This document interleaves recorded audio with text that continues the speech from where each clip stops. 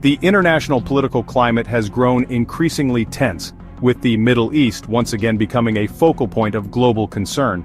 In recent weeks, the United States has markedly increased its military readiness in the region, a direct response to escalating worries over Iran's strategic ambitions and its support for proxy forces. This buildup is not a subtle gesture but a clear and deliberate signal of American resolve. The Pentagon is moving significant assets into the theater of operations, creating a formidable presence that aims to deter potential aggression while preparing for a range of possible scenarios. The objective, as stated by officials, is to safeguard United States interests and those of its key allies, ensuring stability in a part of the world that is critical to the global economy. This reinforcement of military power has been both swift and substantial, designed to provide what defense officials are calling full-spectrum contingency readiness. At the forefront of this deployment is the USS Nimitz, a nuclear-powered aircraft carrier that serves as a floating fortress and a powerful symbol of American naval might. Accompanying the Nimitz are additional destroyers, each equipped with advanced missile defense systems, and a fleet of aerial refueling tankers to extend the operational range of United States fighter jets. This comprehensive assembly of military hardware is positioned to respond to any eventuality, from defensive interceptions to more complex and coordinated operations, should the need arise. The message is unequivocal: the United States is prepared for anything. The strategic purpose behind this amassing of forces is multifaceted. Primarily, it serves as a powerful deterrent, sending a clear message to Tehran that any hostile action against American or allied assets will be met with a swift and overwhelming response. Beyond deterrence, the buildup ensures that United States commanders on the ground have the necessary resources to protect personnel and secure vital shipping lanes, particularly the Strait of Hormuz, through which a significant portion of the world's oil supply travels. This proactive posture is designed to preemptively de-escalate tensions by demonstrating an unassailable strength, thereby discouraging miscalculations by regional adversaries who might otherwise be tempted to test American resolve during a period of heightened geopolitical friction. While the deployments are impressive in their scale, the Pentagon has been careful to frame them within a defensive context. The official narrative emphasizes readiness and protection, not a prelude to an unprovoked attack. The increased presence is about having options and ensuring that the United States is not caught off guard by rapidly evolving events. This careful messaging is crucial for managing international perceptions and avoiding an inadvertent spiral into a wider conflict. For now, the ships and planes serve as a powerful, silent warning, a testament to America's capability and willingness to project power in defense of its interests, all while navigating the delicate and unpredictable currents of Middle Eastern geopolitics. At the heart of this strategic recalibration is General Eric Kurilla, the Chief of United States Central Command, who has been granted expanded authority to shape America's military options. This move signals a significant shift in operational planning, giving the general more latitude to propose a wide range of military actions should the situation deteriorate. This enhanced autonomy allows CENTCOM to be more agile and responsive to threats as they emerge, bypassing some of the bureaucratic layers that can slow down decision-making in a crisis. General Kurilla, known for his direct and assertive leadership style, is now empowered to develop and present a comprehensive menu of potential responses, ensuring that the White House has a full suite of credible military options at its disposal. The scope of these potential military actions is broad, reflecting the complexity of the threat perceived by Washington. Among the contingencies being planned are precision strikes against Iranian nuclear facilities, a scenario that would involve highly specialized munitions like bunker busters designed to penetrate hardened underground targets. This specific preparation underscores the gravity with which the United States views Iran's nuclear program. However, the options also include less kinetic measures, such as enhanced surveillance and cyber operations, and the interdiction of arms shipments to Iranian-backed militias throughout the region. This flexible approach allows for a graduated response, tailored to the specific nature of any provocation, from a minor incident to a major confrontation. It is critically important to understand, however, that while General Kurilla can now suggest these actions, no offensive strikes have been authorized by the Pentagon or the White House.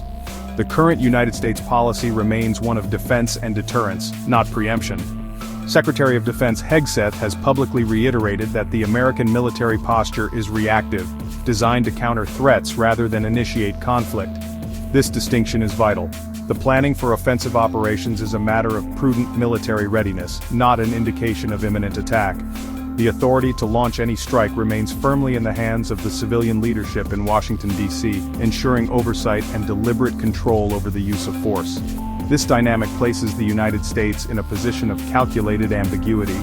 On one hand, it is demonstrating its capacity and willingness to inflict significant damage if its red lines are crossed. On the other, it is carefully maintaining a defensive posture to avoid being cast as the aggressor.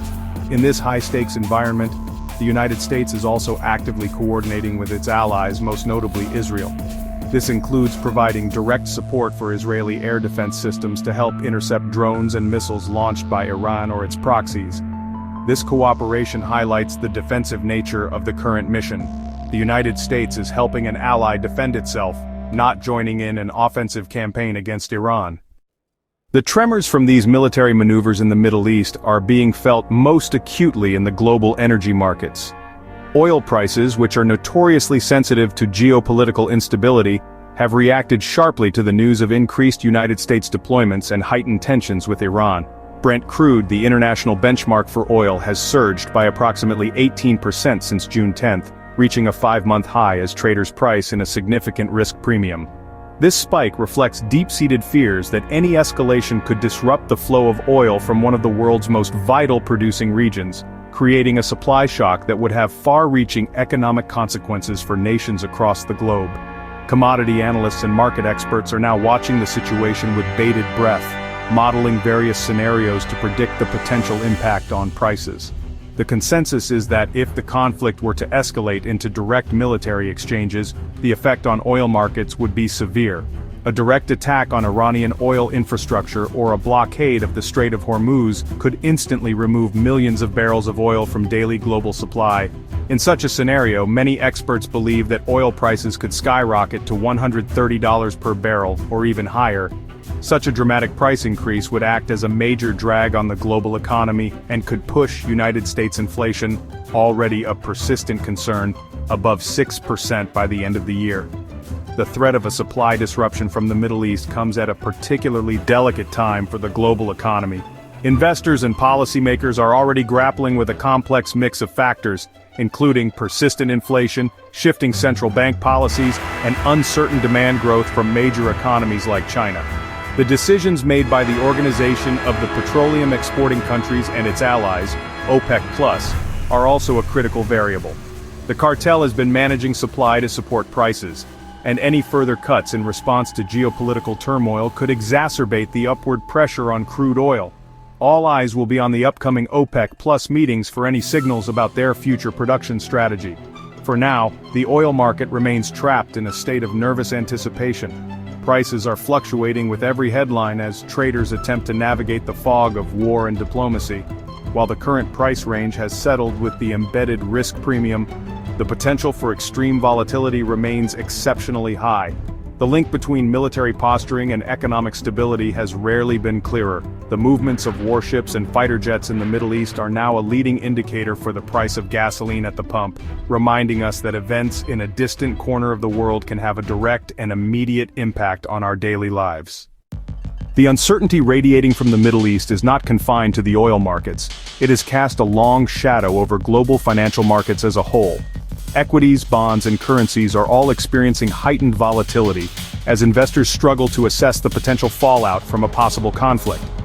In times of geopolitical stress, a classic flight to safety pattern often emerges, with capital flowing out of riskier assets like stocks and into traditional safe havens such as the US dollar and government bonds.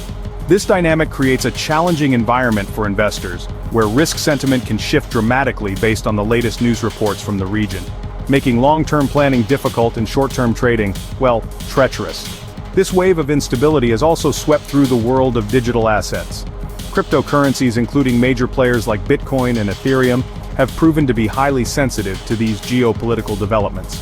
While some proponents have argued that Bitcoin could act as a digital gold or a safe haven asset, its performance during this crisis has been more aligned with high-risk technology stocks.